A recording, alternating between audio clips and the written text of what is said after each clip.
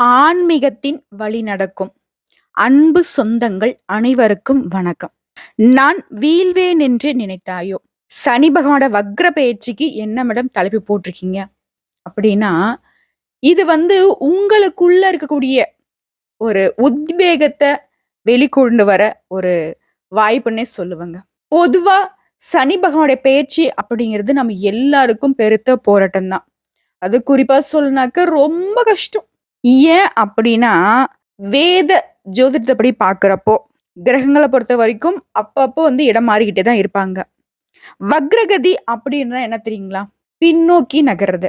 ஒரு மனுஷன் முன்னாடி நோக்கி நடக்கிறான் அப்படின்னா, அது ஒரு விதத்துல கரெக்ட்டா போகும் இல்லையா?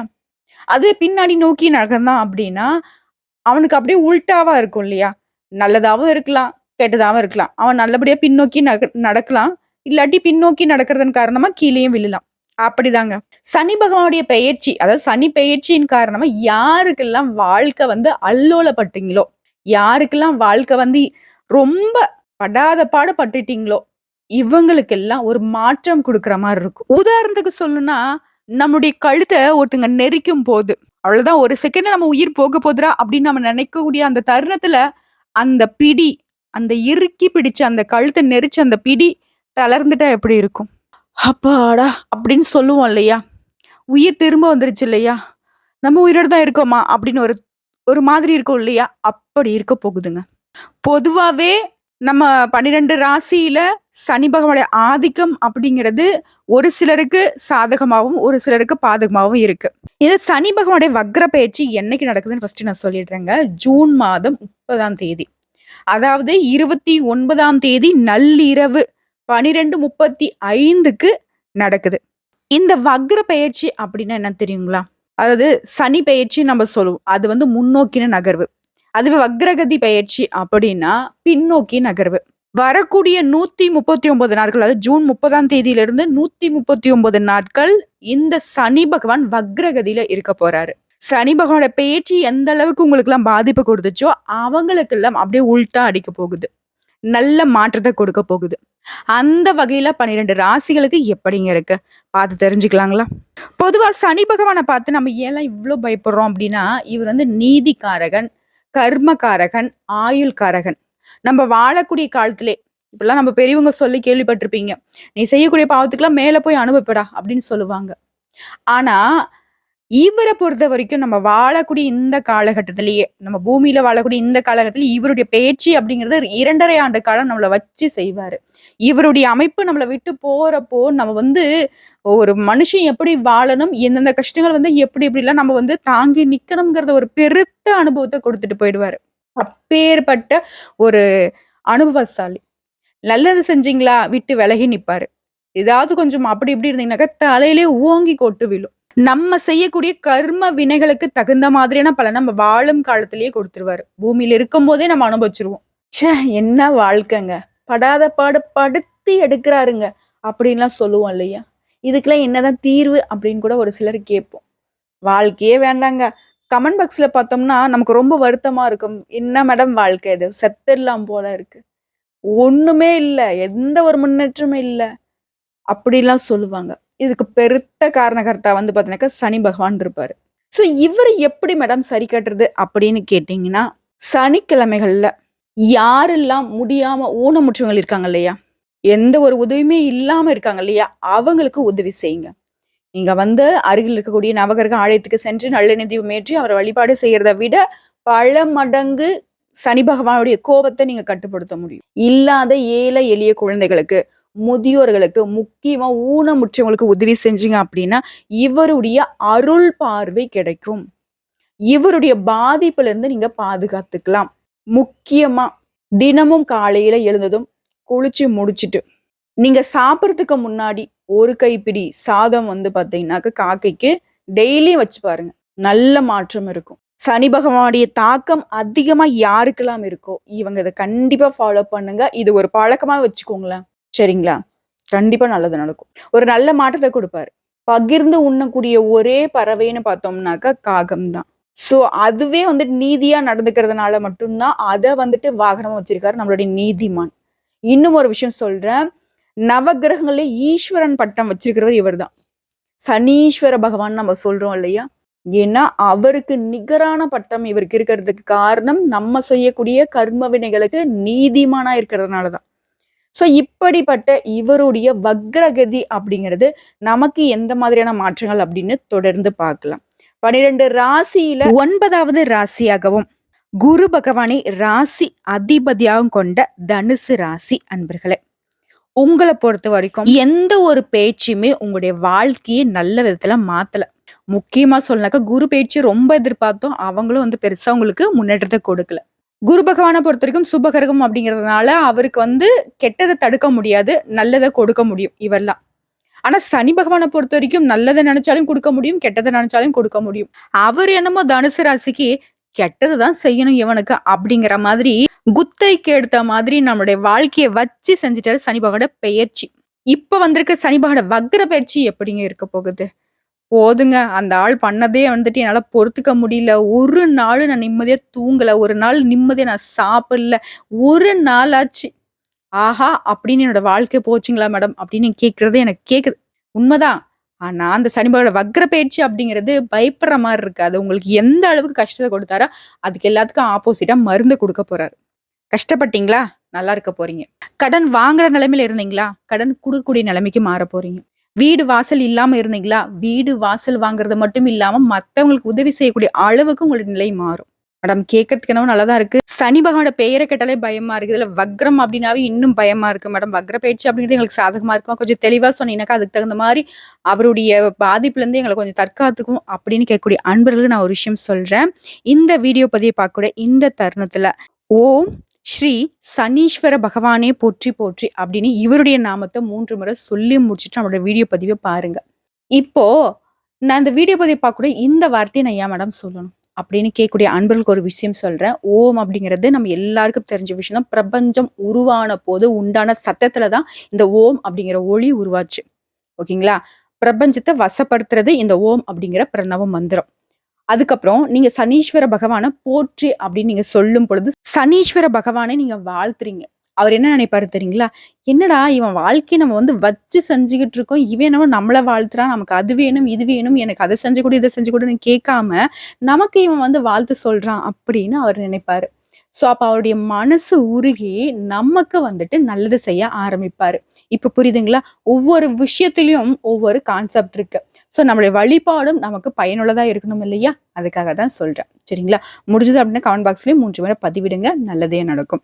அந்த வகையில சனி பகவானுடைய ஆதிக்கம் ரொம்ப அதிகமா இருந்துச்சு. அவ்வளவு இல்ல, எதை தொட்டாலையும் தடைகள், எந்த வேலையை செஞ்சாலும் எனக்கு தோல்வி, வியாபாரத்துல நஷ்டம், போறக்கூடிய வேலையில இடைஞ்சல்கள், ஏன்டா இந்த வாழ்க்கை அப்படிங்கிற மாதிரி ரொம்ப கஷ்டப்பட்டுட்டேன். தனுசு ராசி அப்படின்னாக்க வச்ச இலக்குல இருந்து மாற மாட்டேங்க அப்படின்னு சொல்றது என்னவோ உண்மைதான். எங்களால மாத்திக்க முடியல. நேர்மையான வழியில நல்ல உழைச்சு முன்னேறணும் தான் நாங்க பார்த்துட்டு இருக்கோம். ஆனா எங்களுடைய வாழ்க்கை ஏன் இப்படி சீரழியுதுன்னு எனக்கு தெரியல மேடம் அப்படின்னு நீங்க கேட்கறதும் எனக்கு கேக்குது. இதுக்கு எல்லாத்துக்கும் ஒரு தீர்வா நம்ம ஒரு சில விஷயங்களை ஓப்பனா பேசலாங்களா? பேசுவோமா? இது நிச்சயமா உங்க வாழ்க்கைக்கு ஒரு சில இடங்கள்ல உதவி செய்யும். அது என்ன அப்படின்னா, பொதுவா உங்களுடைய கேரக்டர் என்னன்னா, எந்த ஒரு விஷயத்த செய்யறதுக்கு முன்னாடியும் பல விதங்கள்ல யோசிச்சு முடிவெடுப்பீங்க. அது குறி விலகாத அம்பு மாதிரி உங்களுடைய குறிக்கோள்ல இருந்தும் நீங்க தவற மாட்டீங்க. எவ்வளவு சம்பாதிச்சாலும் சரி அழட்டிக்க மாட்டீங்க. எவ்வளோ பெரிய உயர் ரக வாகனத்துல வந்தாலும் சரி, எந்நேரமும் விமானத்துல பறந்துகிட்டே இருந்தாலும் சரி, நீங்க ஆனா உங்களுடைய எதிர்பார்ப்பு என்ன தெரியுமா இருக்கும்? பழைய அந்த மிதிவண்டி மேலதான் இருக்கும். பழசை எப்பவுமே மதிக்காதவங்க, மனுஷங்களை மட்டும்தான் மதிக்குவீங்க தவிர்த்து அவங்களுடைய தகுதியை உங்களுடைய ஸ்டேட்டஸ்ல வச்சு நீங்க கம்பேர் பண்ணவே மாட்டீங்க. எவ்வளவு ஒரு உயர்ந்த நிலையில இருந்தாலும் சரி, கீழ் மட்டத்துல இருக்கவங்கள ஒரு நாளும் தவறா எண்ண மாட்டீங்க. மனசாட்சிக்கு பயந்து வேலை செய்யக்கூடிய உங்களுக்கு இந்த சனி பகவானோட வக்ர பயிற்சி அப்படிங்கிறது தொழில் ஸ்தானத்துல உங்களுடைய கைய ஓங்க செய்யறாரு. ஏன்னா சனி பகவானுடைய இடப்பெயர்ச்சியே பாத்தீங்கன்னா உங்களுடைய தொழில் ஸ்தானத்துக்கு தான் வருது. அவருடைய பார்வையும் பாத்தீங்கன்னாக்கா உங்களுடைய வாழ்க்கையை அடியோட மாத்த போறாரு. முக்கியமா குடும்பத்தை பொறுத்த வரைக்கும் உங்களுடைய திருமண வாழ்க்கையில இருந்த பிரச்சனைகள் தீரப்போகுது. கணவன் மனைவி கிட்டே அடிக்கடி சண்டை சச்சரவுலாம் பிரிஞ்சிடலாம் அப்படின்ற ஒரு நிலைமையில கூட இருப்பீங்க. ஏன் கோர்ட்டு கேஸ் கூட அலைஞ்சிருப்பீங்க. அந்த மாதிரி ஒரு நிலையில இருந்தாலும் சரி, இந்த சனி பகவானோட வக்ர பயிற்சி காலகட்டத்துல, அதாவது அடுத்து வரக்கூடிய ஜூன் 30ஆம் தேதியிலிருந்து அடுத்து வரக்கூடிய 139 நாட்கள்ல உங்களுக்கு குடும்ப வாழ்க்கையை சரி செஞ்சு செஞ்சு கொடுக்குறாருங்க. அடுத்ததா தம்பதிகளுக்கு ரொம்பவே இன்றியமையாத ஒரு விஷயம் அப்படின்னாக்க குழந்தை பாக்கியங்க. ரொம்ப நாளா வந்துட்டு திருமணம் ஆகிட்டு குழந்தை பாக்கியத்துக்கு ஏங்கிக்கிட்டு இருக்கீங்க. போகாத கோயில் குளம் இல்ல, பார்க்காத டாக்டர்ஸ் இல்ல, செய்யாத வைத்தியம் இல்ல அப்படின்னு சொல்லிட்டு நெறைய பேர் புலம்பிட்டு இருப்பாங்க. அப்பேற்பட்ட உங்களுக்கு இந்த 139 நாட்கள் நிச்சயமா குழந்தை பாக்கியத்துக்கான ஒரு அமைப்பு இருக்குங்க. அடுத்ததா உங்களுக்கு புதிய வேலை வாய்ப்புகள் கிடைக்குங்க. ப்ரமோஷனுடன் கூடிய சம்பள உயர்வு கிடைக்கும்.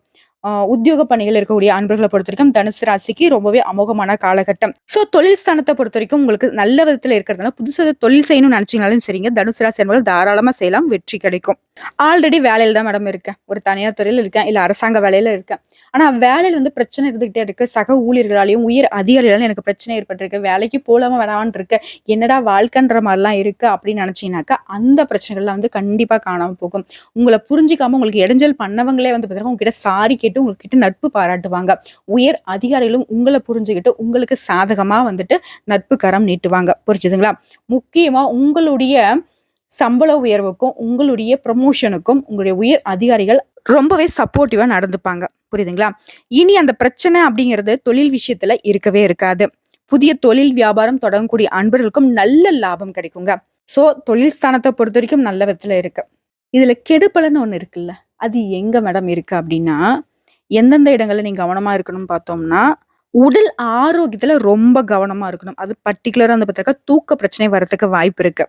அகல கால் வைக்காதீங்க. தொழிலே நீங்க புதுசா தொடங்கினாலும் சரி, உங்களுடைய கைக்கு தகுந்த மாதிரி முதலீடு போட்டு தொழில் ஸ்டார்ட் பண்ணுங்க. வண்டி வாகனத்துல செல்றப்போ ரொம்ப கவனமா இருக்கணும். நான் முன்னாடியே சொன்ன மாரி ஆரோக்கிய பிரச்சனைகள் ஏற்படலாங்க. அத நீங்க கவனிக்காம போனாக்கா, பின்னாடி வந்துட்டு பாதகமான பலன்கள் ஏற்படுறதுக்கு வாய்ப்பு இருக்கு. சோ சின்னதா உடல் உபாதைகள நீங்க உணர்ந்தாலும் சரி, உடனடியா மருத்துவர்கிட்ட போய் ஆலோசனை கேட்டு ட்ரீட்மெண்ட் எடுத்துக்கோங்க. அடுத்து அப்பா வழியில வந்து பார்த்தோம்னாக்கா, அப்பாவுடன் குடும்ப உறவுல சிக்கல்கள் ஏற்படுறதுக்கும் வாய்ப்பு இருக்கு. இதனால பெரியவங்க கிட்ட எப்பவுமே விட்டு குடுத்து நடந்துக்கோங்க. முக்கியமா அப்பா கிட்டயும் சரி, அப்பா வழி உறவுக்காரங்கிட்டயும் சரி ரொம்பவே கவனமா நடந்துக்கோங்க. இன்னொரு விஷயம், உங்க மனசுக்கு பட்டதெல்லாம் பேசக்கூடியவங்க தான் தனுசு ராசிங்க. அதான் சொல்றேன்ல, அம்பு மாதிரி இருக்கும் இவங்களுடைய வார்த்தைகள். ஓகேங்களா? மனசுல பட்டது அப்படியே டக்குன்னு வெளிய வந்துரும். சோ அந்த மாதிரி வாயை கொடுத்து மாட்டிக்க வேண்டாம். சண்டை வரத்துக்கு வாய்ப்பு இருக்கு. அதே மாரி உங்ககிட்ட யாராவது சண்டைக்கு வராங்க, நீங்க யார்ட்ட சண்டைக்கு போற மாதிரி ஒரு அமைப்பு இருந்தாலும் சரி, நீங்க பொறுமை காட்பது ரொம்ப நல்லது. யார் மனசையும் புண்படுத்தாம பேசுங்க. ஓகேங்களா? எந்த ஒரு விஷயத்த வந்துட்டு நீங்க முடிவெடுக்கலாம் சரி, யோசிச்சு முடிவெடுங்க. 1க்கு 2 முறை கிடையாது. 1க்கு 10 முறை கூட யோசிங்க. தப்பே கிடையாது. ஒரு சிலருக்கு வந்து பார்த்தீங்கன்னா, கிட்னி சம்மந்தப்பட்ட பிரச்சனைகள் வரதுக்கு வாய்ப்பு இருக்கு. மனநலன்ல பிரச்சனைகள் வரதுக்கு வாய்ப்பு இருக்கு. எவ்வளவுதான் பணம் வந்தாலும் சரி, நிம்மதி இல்லாத ஒரு நிலையும் இருக்கலாங்க. ஏன்னா சனி பகவானுடைய பெயர்ச்சி அப்படிங்கிறது உங்களுக்கு ஓரளவுக்கு சாதகமா தான் இருந்திருக்கு. ஓகேங்களா? சோ அதுக்கு அப்படியே உல்டா அப்படிங்கிறப்போ சனி பகவானுடைய வக்ர பயிற்சி அப்படிங்கிறது பொருளாதார ரீதியா உங்க கைய உயர்த்திட்டு ஆரோக்கிய பிரச்சனையில கை வச்சுட்டாரு. ஆனாலும் இந்த ஆரோக்கிய குறைபாட நீங்க ஒரு சில விஷயங்கள கவனமா இருந்தாவே தவிர்த்திடலாம். இன்னும் சொல்லனாக்கா ஒரு சிலருக்கு வயிறு சம்பந்தப்பட்ட பிரச்சனைகள் வரதுக்கும் வாய்ப்பு இருக்கு. திடீர்னு மயக்கம் வரதுக்கும் வாய்ப்பு இருக்கு. அண்ணன் தம்பி உறவை பொறுத்த வரைக்கும் சிக்கல்கள் ஏற்படலாங்க. அதனாலயும் கவனமா யோசிச்சு பேசுங்க. அண்ணன் தானே தம்பி தானே சொல்லிட்டு வார்த்தையை விட்டீங்க அப்படின்னாக்கா பெரிய பிரச்சனைகள் வரதுக்கு வாய்ப்பு இருக்கு. உடல் ஆரோக்கியம் கண்டிப்பா நீங்க ரொம்ப கவனம் செலுத்த வேண்டிய ஒரு காலகட்டம்ங்க. இந்த சனி பகவான் வக்ர பயிற்சி அப்படிங்கிறது உங்களுக்கு கொஞ்சம் ரிஸ்கான காலகட்டம்னே நான் குறிப்பிட்டு சொல்லுவேங்க. மேடம் என்ன மேடம் ஒரு அளவுக்கு வந்துட்டு பொருளாதார ரீதியா கையை உயர்த்திட்டு இந்த அளவுக்கு வந்துட்டு உடல் ஆரோக்கியத்துல கை வச்சுட்டாரு. இதுக்கு என்னதான் நான் செய்யட்டும் அப்படின்னா, நீங்க செய்ய வேண்டிய விஷயம் ஒண்ணே ஒண்ணுதாங்க. சனிக்கிழமைகள்ல அருகில இருக்கக்கூடிய இங்க விநாயகர் பெருமானுக்கு அருகம்புல் மாலை சாற்றி வழிபாடு செய்யுங்க. ஏன்னா சனி பகவானுடைய தாக்கத்தை வந்துட்டு அதை தகர்த்தெறியறதுக்கு நம்மளுடைய முதற்கண் கடவுளான விநாயகர் பெருமானால் மட்டும்தான் முடியும். ஓகேங்களா? அவருடைய வழிபாடு சிறப்பு. இதையும் தாண்டி சொல்லணும்னாக்க ஆஞ்சநேய பெருமானுடைய வழிபாடும் உங்களுக்கு ரொம்ப சிறப்பே.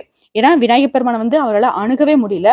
ஆனா ஆஞ்சநேய பெருமானை அணுகியும் அவருடைய தலை மேல ஏறி உட்கார்ந்தும் கூட அவரால ஆஞ்சநேய பெருமானுக்கு எந்த ஒரு தொல்லையும் கொடுக்க முடியல. அவருக்கு தான் தொல்லையா மாறினாரு. சோ இந்த 2 தெய்வங்களுடைய வழிபாடும் உங்களுக்கு சனி பகவானுடைய தாக்கத்துல இருந்து காத்துக்கொள்ள முடியும். சரிங்களா? இத ஃபாலோ பண்ணலாம். இதையும் தாண்டி இன்னொரு விஷயம் சொல்லணும்னா, உடல் ஊனமுற்றவங்களுக்கு, இல்லாத ஏழை எளிய அனாதை குழந்தைகளுக்கு உதவி செய்யுங்க. உங்களால முடிஞ்ச உதவிகள் ஒரு சாப்பாடா இருக்கலாம், துணிமணியா இருக்கலாம், இல்ல அவங்க படிப்புக்கு உதவி செய்ய விஷயமா இருக்கலாம். இந்த மாதிரி விஷயங்களை செய்வதன் காரணமா உங்களுடைய தானம் தர்மங்கள் உங்களுக்கு சனி பகவானுடைய தாக்கத்துல இருந்து உங்களுடைய தலையை காக்குங்க. ஓகேங்களா? மேலும் சொல்லணும்னா பரிகாரமா பார்க்க போனோம்னா, உங்களால முடிஞ்சது அப்படின்னா தேனிக்கு அருகில் இருக்கக்கூடிய குச்சனூர்ல வீற்றிக்கூடிய சுயம்பு வடிவில காட்சியளிக்கக்கூடிய சனீஸ்வர பகவானை விசாக நட்சத்திரம் நடைபெறக்கூடிய நாள்ல சென்று வழிபாடு செய்யுங்க. உங்களுக்கு அவருடைய பாதிப்பு குறையும். இதய நோயால பாதிக்கப்பட்ட எந்த ஒரு உதவியும் இல்லாம இருக்கக்கூடிய ஏழை எளிய மக்களுக்கு உதவி செஞ்சீங்க அப்படின்னா உங்களுடைய எதிர்பார்ப்புகள் அனைத்தையும் நிறைவேற்றி கொடுப்பார் அந்த சனீஸ்வர பகவான். நீதிக்காரகன், நியாயக்காரகன், கர்மக்காரகன், ஆயுள்காரகன், இப்படி பல விதங்களை நம்ம செய்யக்கூடிய கர்மாக்களுக்கு பலன் தரக்கூடியவர். ஸோ இந்த காலகட்டத்துல நல்லதே நினைங்க, நல்லதையே செய்யுங்க. முடிஞ்ச அளவுக்கு மற்றவங்களுடைய கஷ்டங்களை போக்குறதுக்கு முயற்சி பண்ணுங்க. உங்களுடைய கஷ்டங்கள் தன்னால விலகி ஓடும். சூரியனை கண்ட பனி போல நிச்சயமா உங்களுடைய கஷ்டங்கள் கரைந்து போகும். புரியுதுங்களா? உங்களுடைய செயலுக்கு உடனடியா பலன் கொடுப்பாரு. மேடம், நான் இன்னைக்கு வந்து பாத்தீங்கன்னாக்கா இந்த மாதிரி ஏழை எளிய மக்களுக்கு நான் உதவி செஞ்சுட்டேன், எனக்கு வந்து 1 மாசம் கழிச்சா அந்த பலன் கிடைக்குமா அப்படின்னா, அவர் நினைச்சாரு அப்படின்னாக்க நீங்க செய்யணும்னு நினைச்சிட்டாலே போதும், உங்களுடைய கஷ்டங்களை தீர்த்துடுவார். அந்த மனசுதான் கடவுள்னு சொல்லுவாங்க இல்லையா? அந்த மாதிரிதான். நீங்க நல்லதை நினைச்சிட்டு நல்ல விதமாவே நடந்துக்கிட்டீங்க அப்படின்னாவே போதும். அதை மட்டும்தான் நம்மளோட சனீஸ்வர பகவான் எதிர்பார்க்கிறார். புரியுதுங்களா? உண்மையான பக்தியோட, உண்மையான அன்போட, உண்மையா எல்லா விதத்திலையும் உண்மை அப்படிங்கிற ஒரு விஷயத்த மட்டும் வச்சுக்கிட்டு நீங்க வாழ்க்கையை ரன் பண்ணீங்க அப்படின்னாக்க உங்களுக்கு சனி பகவானுடைய வக்ர பயிற்சியா இருக்கட்டும், எப்பேற்பட்ட கிரகங்களுடைய அமைப்பு மோசமா கூட இருக்கட்டுங்க, உங்களை ஒண்ணுமே பண்ண முடியாது. ஓகேங்களா? நமக்கு யாரு தொல்லையா இருக்காரோ அவருடைய காலிலே விழுந்துடலாம். ஸோ மறக்காம உங்களால முடிஞ்ச காலகட்டத்துல அருகில் இருக்கக்கூடிய நவகிரகத்துல வீற்றக்கூடிய நம்முடைய சனீஸ்வர பகவானுக்கு எள்ளெண்ணெய் தீபம் ஏற்றி வழிபாடு செய்யுங்க. ஒரு சிலரை வந்து தொட்டுலாம் வழிபாடு செய்வீங்க, தயவு செஞ்சு அந்த மாதிரி செஞ்சிடாதீங்க. அதே மாதிரி அவரை வந்து வழிபாடு செய்யறப்போ நேருக்கு நேரம் நின்று வழிபாடு செய்யக்கூடாது, ஓரமா நின்றுதான் நீங்க வழிபாடு செய்யணும். ஓகேங்களா? இதுக்கு எல்லாத்துக்கும் எனக்கு கொஞ்சம் மாதிரி பயமா இருக்கணும், எனக்கு சரியா வழிபாடுலாம் செய்ய தெரியாது அப்படின்னா அவரை வழிபாடு செய்யறதை விட்டுட்டு அவருடைய பாதிப்புல இருந்து நம்மளை தற்காத்துக்கிறதுக்கு விநாயகர் பெருமானையும் ஆஞ்சநேய பெருமானையும் வழிபாடு செய்யுங்க. இது போதும். ஓகேங்களா? நல்லதே நடக்கும், நல்லது மட்டுமே நடக்கும்னு சொல்லிட்டு இந்த வீடியோ பதிவு இதோட முடிச்சுக்கிறேங்க. நன்றி, வணக்கம். வாழ்க வளமுடன். ஓம் சனீஸ்வர பகவானே போற்றி போற்றி.